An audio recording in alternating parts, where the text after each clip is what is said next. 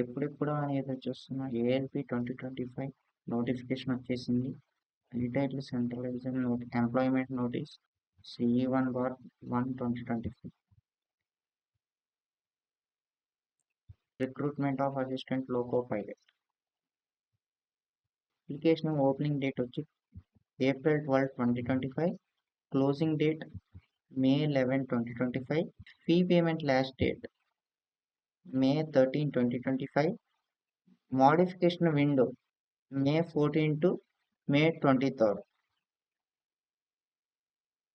Number of vacancies కానీ చూసుకున్నట్టయితే assistant loco pilot ఇది level 2 job. Basic pay 19,900. Medical standard A1 అంటే without glasses site ఉండకూడదు. మీకు ఏజ్ వచ్చి 18 to 30 years.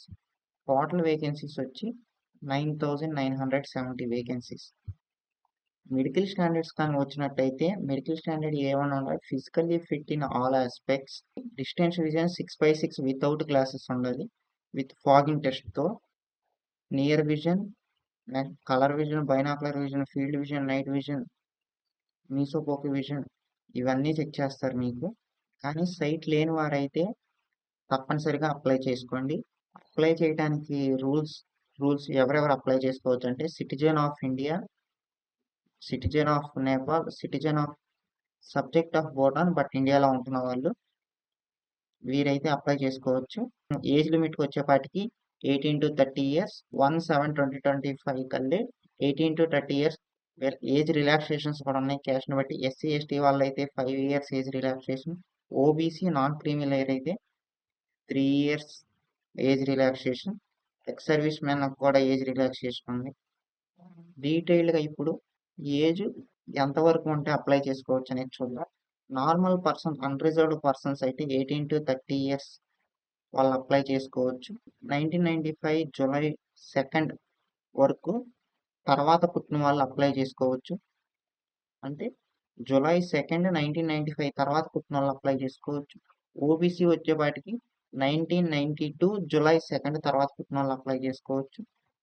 SC ST వచ్చేపాటికి SC ST వారు 1990 July 2 తర్వాత పుట్టిన వాళ్ళు కూడా అప్లై చేసుకోవచ్చు.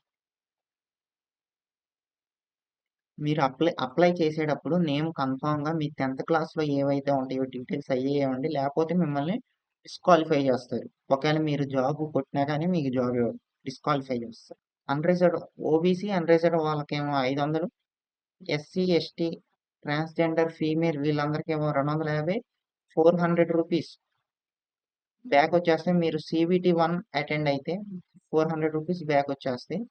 SC ST ex service men female transgender first CBT తర్వాత మీకు 250 రూపీస్ అయితే వచ్చేస్తాయి మీకు బ్యాంక్ ఛార్జెస్ కట్ చేసి. మీరు అందుకని అప్లికేషన్లో పెట్టేటప్పుడు బ్యాంక్ డీటెయిల్స్ కరెక్ట్గా ఇవ్వండి. ఇప్పుడు రిక్రూట్మెంట్ ప్రాసెస్ చూద్దాం. రిక్రూట్మెంట్ ప్రాసెస్ వచ్చే ప్రతి ఒక్క పర్సన్ ఓన్లీ ఒక RRBకి మాత్రమే అప్లై చేయగలరు. అది కూడా 1 ఆన్లైన్ అప్లికేషన్ మాత్రమే సబ్మిట్ చేయగలరు. రిక్రూట్మెంట్ ప్రాసెస్ వచ్చేవాటికి first CBT 1 computer basic test, second stage CBT 2 జరుగుతుంది. కంప్యూటర్ బేస్డ్ యాప్టిట్యూడ్ టెస్ట్ కూడా జరుగుతుంది. దాని తర్వాత డాక్యుమెంట్ ఎగ్జామ్, దాని తర్వాత మెడికల్ ఎగ్జామినేషన్ జరుగుతుంది. దీని తర్వాత మీకు ట్రైనింగ్ ఇచ్చి జాబ్ ఇవ్వడం జరుగుతుంది. ఫస్ట్ స్టేజ్ ఆఫ్ CBT కనుక వచ్చినట్టయితే ఎగ్జామ్ డ్యూరేషన్ వచ్చి 60 minutes. Number of questions 75 questions. Each question carries 1 mark. For each wrong answer 1/3 marks will be deducted. అంటే మూడు ఆన్సర్లు తప్పు పెడితే 1 మార్క్ తీసేస్తారు. మినిమం మార్క్స్ ఎంత రావాలంటే UR అండ్ EWSకి 40%, OBC అండ్ SC వారికి 30%, ST వాళ్ళకి 25% మినిమం రావాలి జాబ్ రావాలంటే. నెక్స్ట్ CBT 2 క్వాలిఫై అవ్వాలి. సబ్జెక్ట్స్ వచ్చేప్పటికి maths, mental ability, general science and general awareness. ఈ నోటిఫికేషన్ లింక్ని మీకు డిస్క్రిప్షన్లో ఇస్తాను. అప్లై చేయాల్సిన లింక్ను కూడా డిస్క్రిప్షన్లో ఇస్తాను. Second stage CBT. First stage CBTలో షార్ట్ లిస్ట్ అయిన వాళ్ళకి సెకండ్ స్టేజ్ CBT వారు అప్లై చేసుకున్న జోన్లోనే ఉంటుంది, మ్యాక్సిమం అక్కడే ఉంటుంది. ప్యాటర్న్ వచ్చేపాటికి టోటల్ డ్యూరేషన్ వచ్చి 2 hours 30 minutes, మొత్తం 175 questions. First part A 100 questions 90 minutesలో రాయాల్సి ఉంటుంది. పార్ట్ బి వచ్చి 75 questions 60 minutesలో రాయాల్సి ఉంటుంది. ప్రతి ఒక్క రాంగ్ ఆన్సర్కి 1 నెగిటివ్ తీస్తారు. ఇందుట్లో కూడా మీరు ఒకవేళ నెక్స్ట్ స్టేజ్ సిబిఏటికి యాప్టిట్యూడ్ టెస్ట్ క్వాలిఫై అవ్వాలనుకుంటే అన్రిజర్వ్డ్ ఈడబ్ల్యూఎస్ 40% తెచ్చుకోవాలి. ఓబీసీ అండ్ ఎస్సీ వాళ్ళు 30%, ఎస్టీ వాళ్ళు 25% తెచ్చుకుంటే సరిపోతుంది. సిలబస్ వచ్చేపాటికి మీకు ఎక్కడ చేంజ్ ఉండదు అంతగా. Mathematics, general science and reasoning, basic science and engineering. CBD 2లో సెకండ్ 75 మార్క్స్ ఉన్న ఎగ్జామ్ అయితే మీకు మీ ట్రైన్ బట్టి మీకు ఎగ్జామ్ నిర్వహించబడుతుంది. ఇక్కడ మెన్షన్ చేశారు క్లారిటీగా, మీరు ఏ గ్రూప్ తీసుకుంటే దాన్ని బట్టి మీకు ఎగ్జామ్ నిర్వహించబడుతుంది. Next computer based aptitude test CBAT చేయటం జరుగుతుంది. సిబిటి 2 నుంచి 70% మార్క్స్ తీసుకుంటారు. సిబిఏటి నుంచి 30% మార్క్స్ తీసుకుంటారు. ఈ 70 ప్లస్ 30% రెండింటిని కలిపి మీకు రిజల్ట్ చేసి ఫైనల్ ర్యాంకింగ్ ఇస్తారు. దాని తర్వాత డాక్యుమెంట్ వెరిఫికేషన్ జరుగుతుంది. ఎస్సీ ఎస్టీ అండ్ ఈబీసీ క్యాండిడేట్స్కి అయితే ఫ్రీ ఫెసిలిటీ అవైలబుల్ ఉంటుంది. రైల్వే కన్సెషన్ పాస్ ఇస్తారు మీకు. మీరు అప్లికేషన్ పెట్టుకునేటప్పుడే అప్లై చేయాల్సి ఉంటుంది. అప్లై చేసేటప్పుడే వ్యాలిడ్ క్యాస్ట్ సర్టిఫికేట్ పెట్టాలి. ఇప్పుడు పోస్ట్కి వచ్చేపాటికి ఏమేమి ఎడ్యుకేషన్ క్వాలిఫికేషన్స్ ఉండాలంటే 10th అనేది మినిమం కన్ఫామ్ ఉండాలి. 10th ప్లస్ ఐటీఐ చేసిన ఎలిజిబులే ఇన్ ఎనీ ట్రేడ్ ఐటీఐ. ఇక్కడ ఇచ్చారు, మీరు ఏ ట్రేడ్లో ఒకసారి చూడొచ్చు. మీరు 10th క్లాస్ ఐటీఐ, డిప్లొమా చేసినా కూడా ఎలిజిబులే. మీరు బీటెక్లో కూడా మీరు mechanical, electrical, electronics, automobile engineering లేకపోతే ఎన్ని కాంబినేషన్ ఉన్న కోర్సులు చేసినా కూడా ఎలిజిబుల్ ఈ పోస్ట్కి. మీరు బీటెక్ చేసిన వాళ్ళు. కంప్యూటర్ సైన్స్ వీళ్ళు not eligible. Civil not eligible.